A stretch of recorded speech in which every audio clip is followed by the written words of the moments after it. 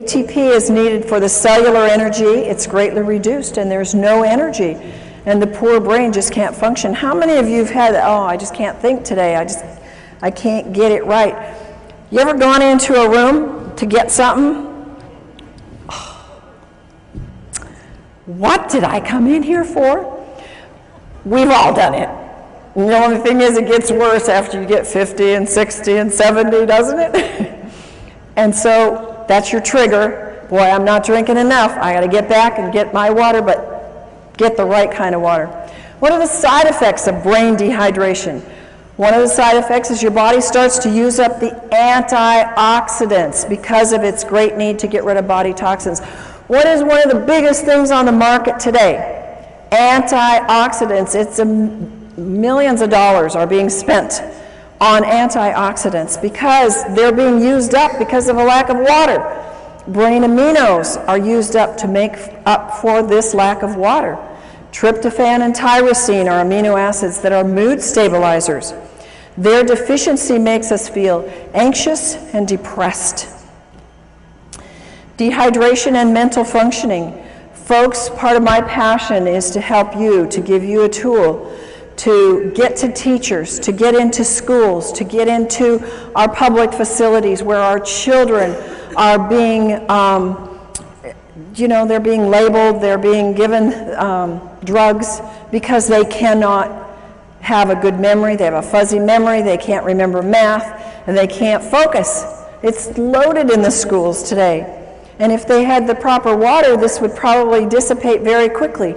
Dehydration lowers the psychomotor processing speed, the memory, the concentration, and fatigue.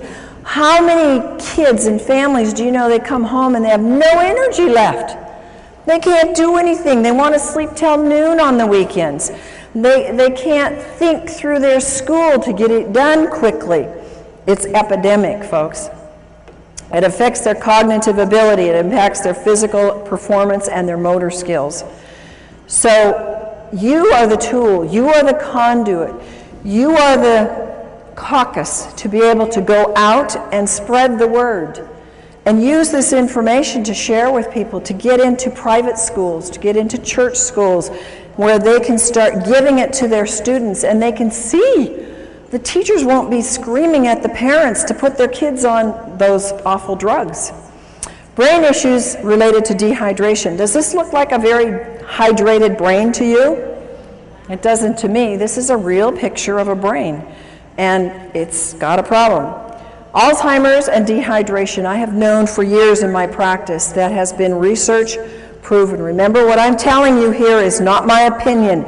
These are documented facts in research that Alzheimer's and all these other things that I'm going to relate to you are coming from documented studies that dehydration plays a significant part in it. Alzheimer's tends toward vasopressin levels, which is responsible for the water being in the right balance. Alzheimer's have increased dehydration. And one of the hardest things that I've seen in my clients that have had Alzheimer's parents or relatives, they can't get them to drink. Once they're past a certain level, it's very, very hard to get them to ingest the water. So what I say is, if you can only get a little bit of water in people, for heaven's sakes, get the right kind of water in the people so that it's hydrating water. Anxiety and panic attacks, they are rampant. People are paralyzed with panic attacks and anxiety. And what happens?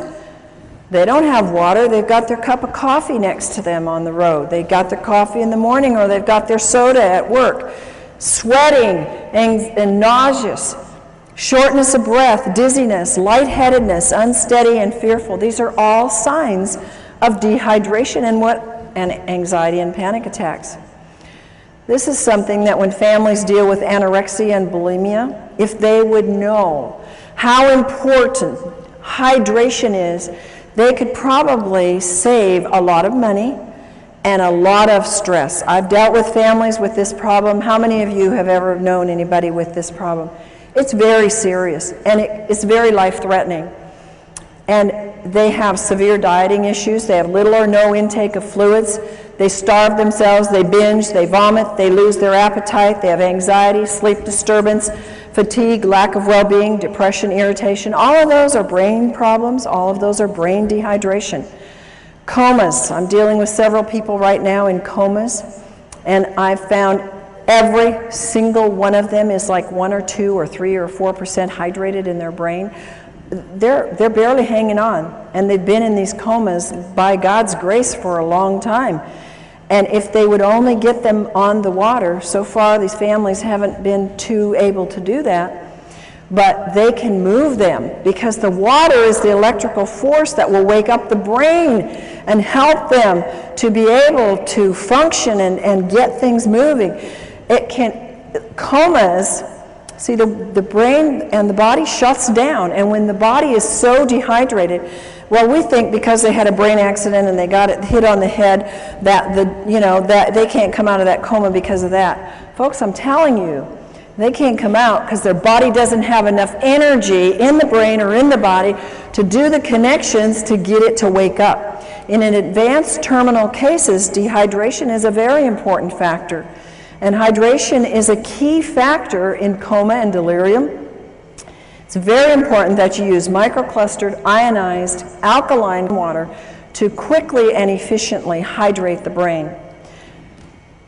Bipolar. It's a very serious issue. Some people have it very, very bad. Causes anxiety, depression, rapid mood changes, compulsions, loss of energy and irritation, and again, it's related in scientific studies to dehydration. Depression. I've told you some about this already, but it's a huge thing. I think that we would see a major turnaround. It's one of the #1 drugs that's given out is kind of drugs for depression. When the brain is chronically dehydrated, all the functions suffer. The brain needs tryptophan, an amino acid, to make the serotonin. You've heard of the drugs that create serotonin and help that to balance. It really doesn't balance them, it makes them more dehydrated, which then makes melatonin, which helps them sleep and get rest so they can function in their day. The amount of serotonin made is dependent upon adequate what? Water in the brain, and the right kind of water. Moods. How many of you ever had moody kids? I had a moody husband and an angry husband, and he would not be upset with me telling you this because we fixed him and he's thrilled to be fixed. But he was a forceps baby, so he had some brain injury. And folks, by the way, all of these issues where they have more of a tendency when they get dehydrated, because not all of us, when we get dehydrated, go bipolar or go anorexic or go into depression. I believe there's plenty of evidence in the research to show us that they have an incident, shock or trauma or some kind of an event that has caused an injury in the brain. And in my husband's case, this was his forceps birth. So we put him through our brain programs and help the circuits to reconnect, and he was doing so much better. But since he's been in water, he has seen even more improvement and more help.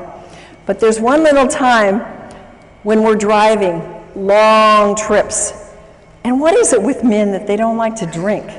They got the easiest job in the world to stop anywhere, and women don't have that privilege in life. Well, my husband won't drink very much, on the road, and I'm guzzling and stopping all the way along, and he'll get real fussy when we're on trips, and I just say, "You just dehydrated, honey." And he is. So it's associated with negative mood. When you see yourself getting grouchy and, others around you, it's because they are dehydrated. Multiple sclerosis. A big problem. It's very sad to see this. You can get well from multiple sclerosis, but it means many scars. And one of the causes of exacerbations is dehydration, not